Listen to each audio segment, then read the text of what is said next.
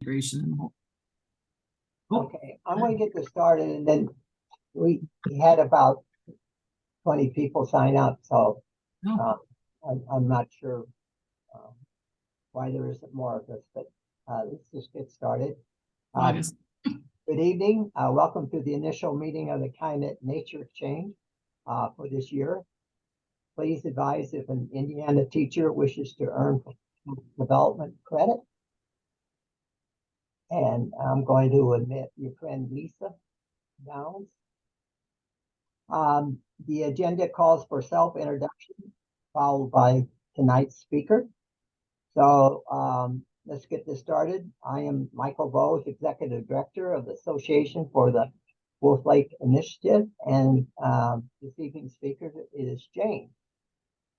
Can you introduce yourself, Jane? Oh, you want me to go next? Okay, hi. Introduce yourself. Okay, hi, I'm Jane Healy. I am a science teacher at St. Francis de Sales High School on the east side of Chicago. Okay, Scott. Hi, good evening. I'm Scott Weber. I'm transportation planner and analyst at the Northwestern Indiana Regional Planning Commission. Our executive director, Ty Warner, forwarded me this invitation. I look forward to it. I do a lot of the air quality work for mainly transportation related purposes, but this is a part of our region. I'm very excited to be a part of this conversation tonight. Thanks. Marla. Hi everyone, I'm Marwa Saleh. I work at the Peggy Notebart Nature Museum on the north side of Chicago in the education department. I do lots of work in the Calumet with our scientists, so I'm very excited to be with you all here today. Lisa.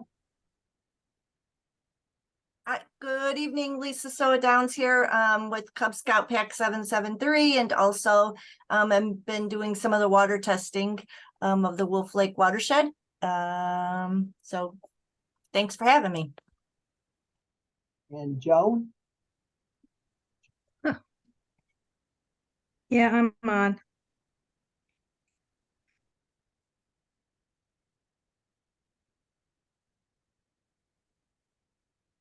Okay, Jane, why don't you take it away? And as people join us, I'll be able to, it won't interrupt you. Okay, so can you give me the share screen here? That's my little thing here. Yes, I can. And are we okay? Can you guys see it? Yeah. Okay, we're at the last page. That is not where I want to do it. Hang on a second here. Okay, I'll just. I think it just works on its own. Okay, well, I'm going to try to get it back. Do you have it to? Okay, can you see it right now? Can you see a thing that says "Kids Making Sense"? No. Okay. All right. I don't know why that's not It going. should automatically share screen. It says screen sharing is paused. I don't know why that is. Timer maybe. Jane, it says loading, and what we see is loading. Okay, so I'm sorry that I don't know why it's taking so long, but I've got it open on my screen. Hopefully it'll come up. It says screen on my thing. It says screen sharing is paused, and I'm not quite sure why that's saying that. Maybe I can get it to. Let me see if I can. I turn it on again. All right, I'm gonna pull it off for 1 second. I might have to reload it here for a sec. This will stop other screen sharing. Do you want to continue? So, all right, so I'm gonna try doing this again. Hopefully, it's been a little while since I have done the screen sharing for. Okay, can you see it now? Yes. Yeah. Sure, yes, we can. Okay, so can you see it? It's still loading. Oh God! All right. It went up for a second, and then went to loading. All right, is this better? There it is. There it is. Okay. So I was trying to do it in slideshow, but I don't know if that's not going to work. So we'll do our best. All right. So the idea for this was I try to do a lot of hands-on learning with my kids, and I have the luxury of being in Catholic school, and we don't have a really tight curriculum, so there's a lot of flexibility in my ability to bring hands-on science to kids. which I love. I taught in the public school system, and I was really feeling very kind of trapped by it because of the fact that there weren't many opportunities for really expansive learning opportunities. The curriculum was really tight. And I made a focus. I feel like ever since I've become a teacher, and I started teaching in 1986, that environmental issues are our future. Like, we have to be dealing with those issues. And I still remember teaching about the hole in the ozone and global warming, like literally in the late 80s, and being very concerned about it. And unfortunately, we haven't been able to do many changes in that time frame. We've polluted more in the last 10 years than we have in the previous 40. So as far as carbon dioxide, but that's a whole nother story. So, all right. So I don't want to get negative, and kids are very negative about their future and about the environmental state of our planet right now. So I try to get kids thinking about ways that we can make change. And so that's what kind of was the impetus for this, was that we're trying to think of ways that we can improve our environment, ways that we can take ownership for it, ways that we can make change and have change come about, and to empower kids, to make them feel that they have the authority to do that, and also expertise. They can bring, knowledge to that situation. So here's our school. It's on the east side of Chicago. It's on Ewing at 102nd. The building's about 80 years old now, and it has signs of age, but it's well loved. It's a very classic mid-century modern building. We have a ton of outreach. We do a lot of community stuff. We have food drives, we have clothing drives, we do weekly food distributions, and we also have big monthly food distributions that we do with the Greater Chicago Food Depository. So there's a sense of service, and there's a sense of being a part of this community that I think is pretty powerful. And I think other high schools and other schools in the community have that as well. But I think one of the nice things about being a Catholic institution is that that's kind of built into our structure, is that service is part of what we do. So, a couple of years ago, COVID, and everything got thrown for a loop. We tried to start doing science as best we could.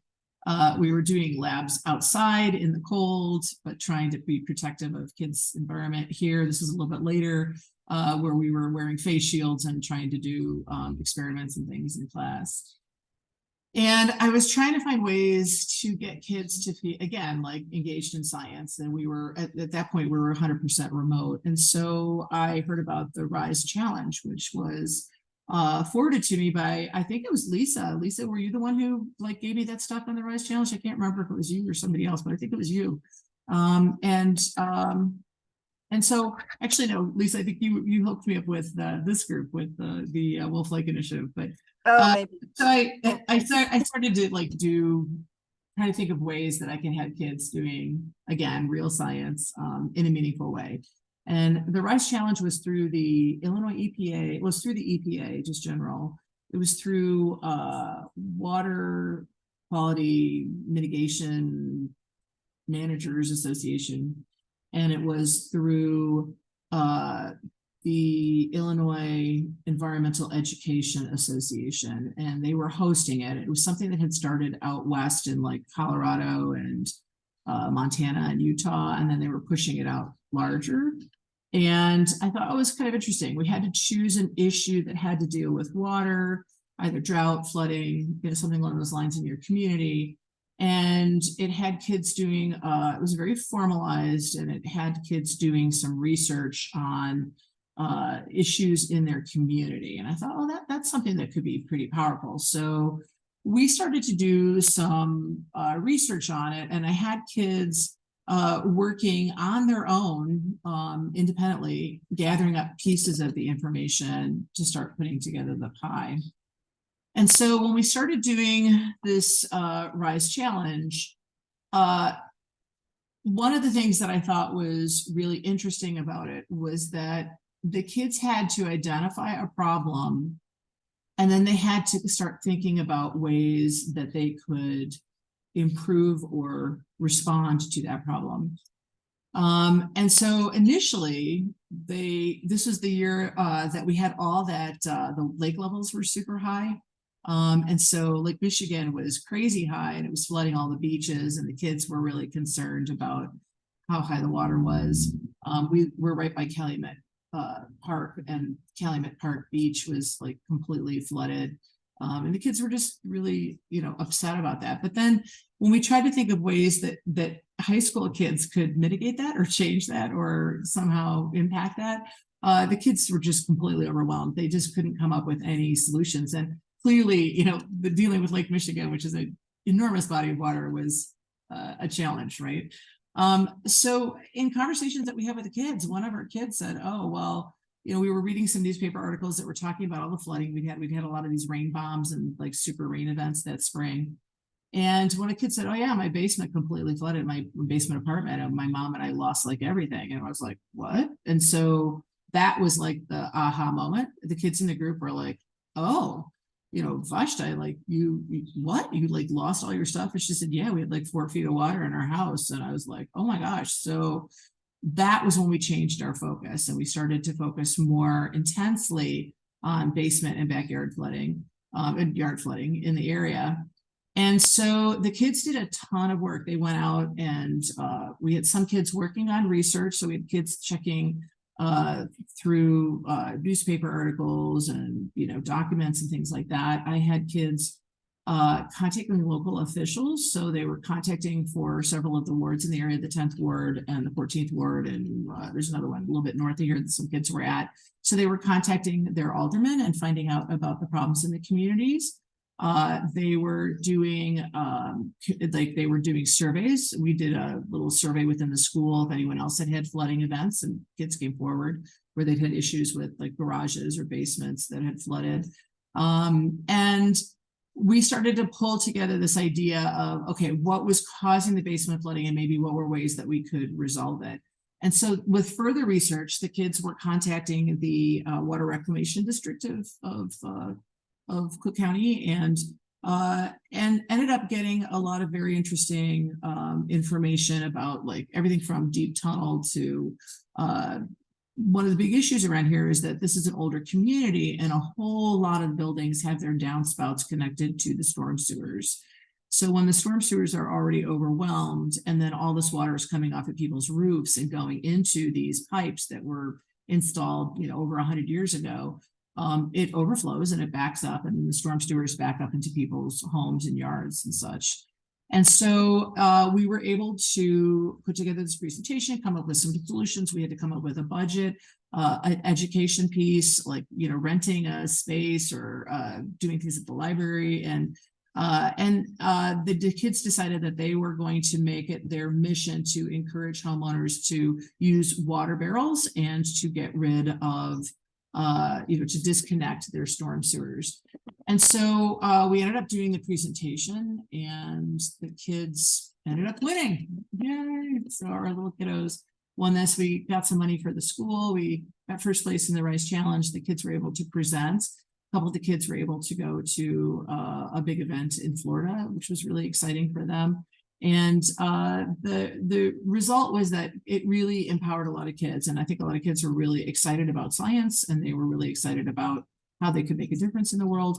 And they developed a lot of these really powerful skill sets, like contacting your local alderman and following up and contacting libraries and, how do you budget for these things?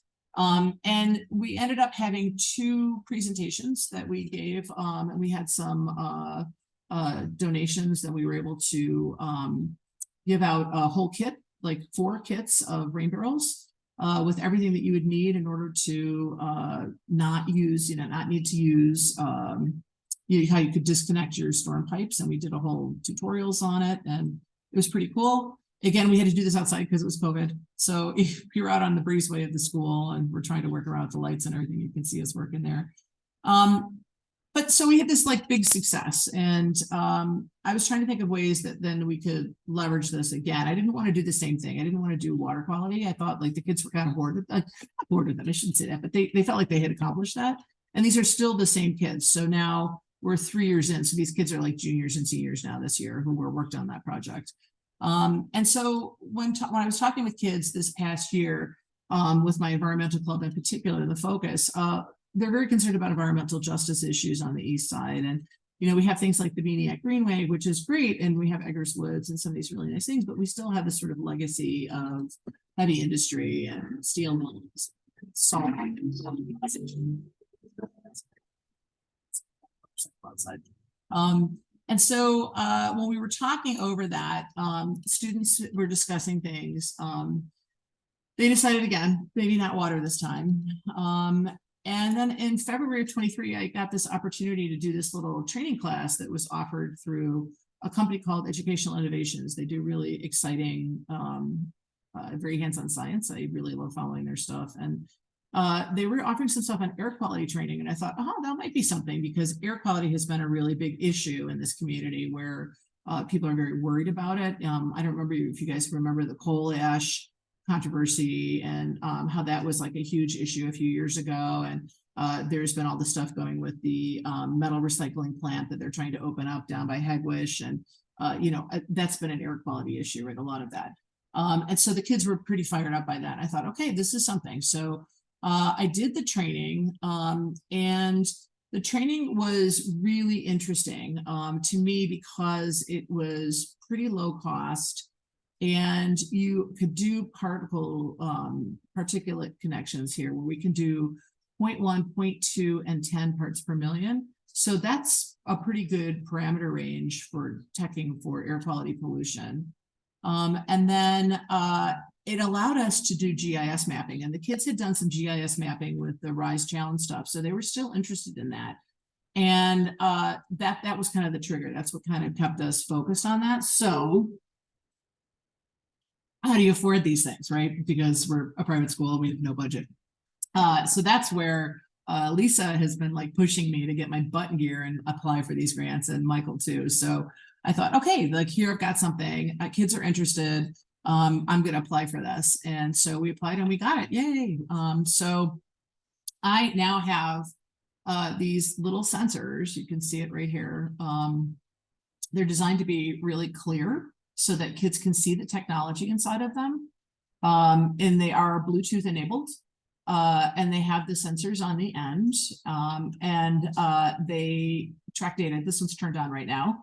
So it's tracking data while we're sitting here, probably, I don't know, picking up my bad breath, I don't know, whatever. But they gave us like just tons of great materials. This is sort of all the setup kit. There's a really excellent teacher's guide that I got. I got student workbooks. And then they gave me all the materials that I need for this. So I have filters, I have a little shop vac, so I can like kind of vacuum up particulates like that physically. I have like all the materials you would need for it. Everything from like rubber bands and index cards to magnifying hand lenses and just like all the stuff you could possibly need. So it was a really, really well put together kit. So there's no like fuffling around, you know, trying to find materials or make sure that you have everything. So this summer I've been just kind of, I was able to get this stuff in like mid-July, and I've been trying to collect data. I'm just trying to get comfortable working with the system, so I feel like I can train the kids on it.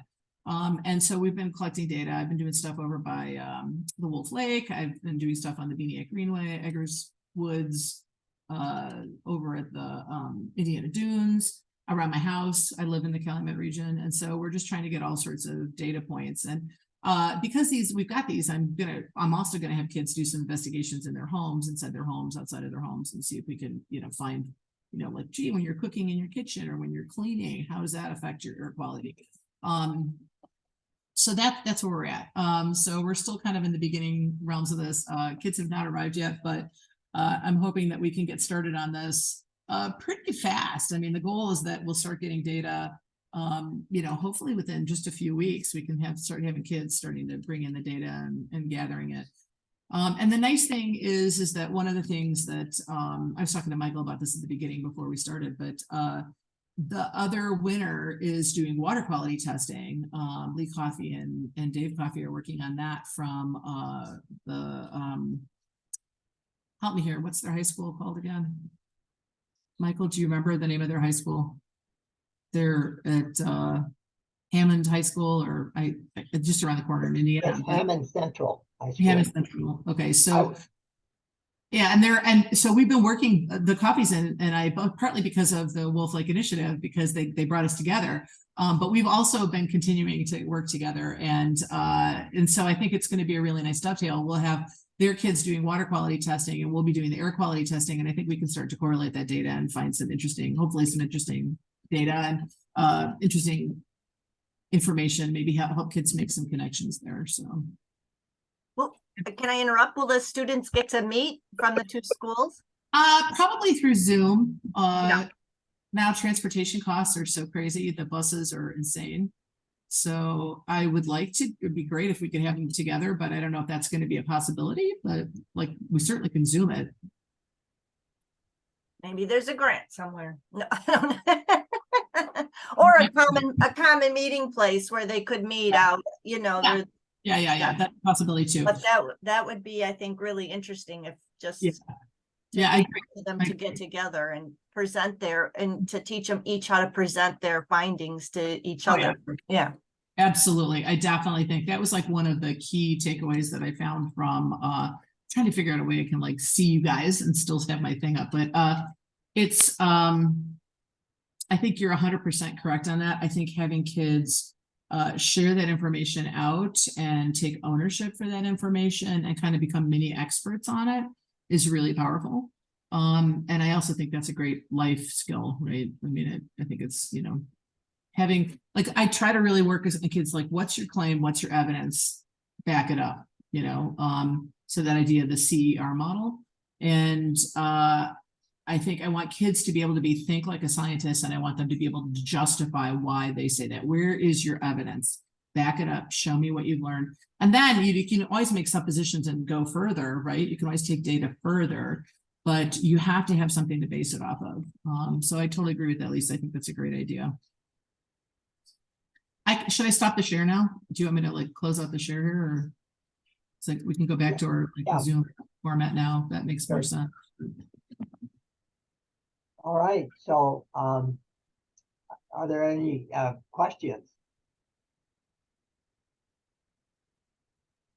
for Jane? I'll just ask about, like, so this is really cool that you got the grant for the monitors. Is there any, like, are there strings attached with the expectations of like how, I mean, it sounds like, you know, obviously the students will uncover hopefully some very interesting findings. Are there plans for how they're going to present those, or expectations yet? I mean, are they going to make posters? Yeah, we'll probably do presentations, but they are going to be sharing this data to citizen science websites, and we have the opportunity to be talking to actual air quality experts through this, both through the Kids Making Sense and also some of the relationships I'm starting to develop through a Sea Grant thing that I did this summer. And also I'm hoping that maybe I can leverage stuff with like the Peggy Noda Bart Museum and the Field Museum and stuff like that. I mean, we have scientists and stuff that I think, and I feel like, you know, there's that new Ask a Scientist. It's been around for maybe like a year and a half, where you can literally talk to a scientist, hey, I've got some questions on air quality, and, you know, a couple of scientists will network and get back to you and say, hey, you know, like, yeah, we'd love to have you talk, you know, can you come to my second period class at such and such a time? And that is one of the nice things about technology, is you can, you know, do this, right? You can kind of teleconference and have people in different locations and doing cool stuff. I definitely want kids, like, I want to do a lot of graphing, because I feel like that's really important. I definitely think the GIS stuff is really powerful, getting kids looking at maps, thinking about how it fits in with their community, how to do layers, which we've already done. We've done some of that. Although, you know, like, I'm going to have new kids this year, so like, you know, I have to kind of retrain them on how to get all that done. But again, like, I feel like all of these little skill sets, even when kids like specialize, so sometimes you'll have a kid who's like, man, the GIS stuff, like, you know, and they'll really do a deep dive in that. But I feel like that's awesome, right? Because then you end up with these mini experts, and the kids can take a lot of pride in that. Like, oh, I'm really good at this, you know, and I have this piece of it. I have a couple of kids who are just amazing presenters, and they tend to be given that right opportunity. But I try to encourage all the kids to be ready for that. You know, like, how do you? And you'd be surprised. Like we had a kid who was a selective mute who ended up becoming fantastic and becoming an advocate.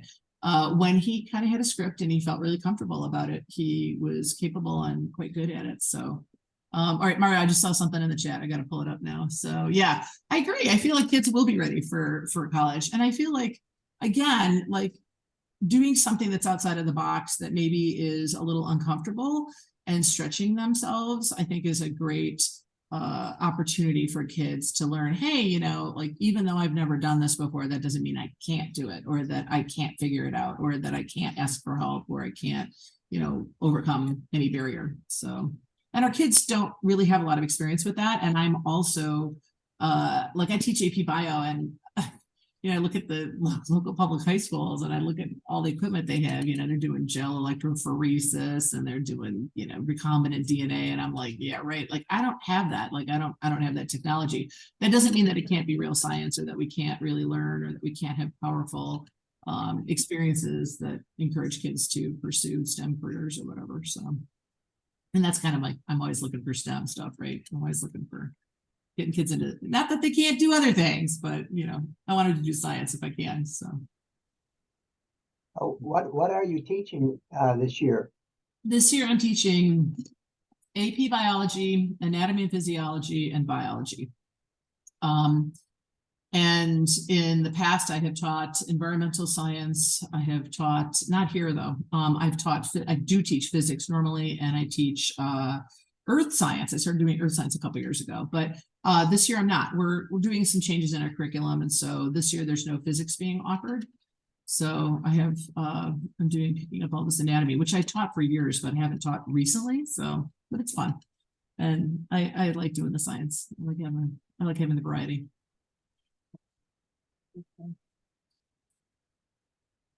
So, so when did the students come back to school? Friday. Friday? Okay.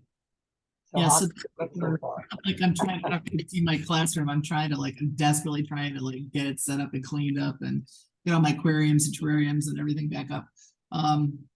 Always a challenge, but I do have a new thing which you can't see, but I got this really cool planter that goes around my computer. And I can't show it to you because I'd have to like log in on my phone or something, but actually I have a little plants growing up and around my computer monitor right now in a tube. So I'm always looking for goofy stuff, but things that get kids questioning, going like, huh, how did you do that? Jane, are there any other schools in the area that are doing the same kind of air quality monitoring that you are, that maybe that they could collaborate together and mentor each other and kind of bounce ideas off of each other? I like that idea. This is a very new technology. This company is very young. This is I think they're only going into their second year, but I have a feeling there's going to be a huge kickstart because of the fact that all of these forest fires and all the smoke.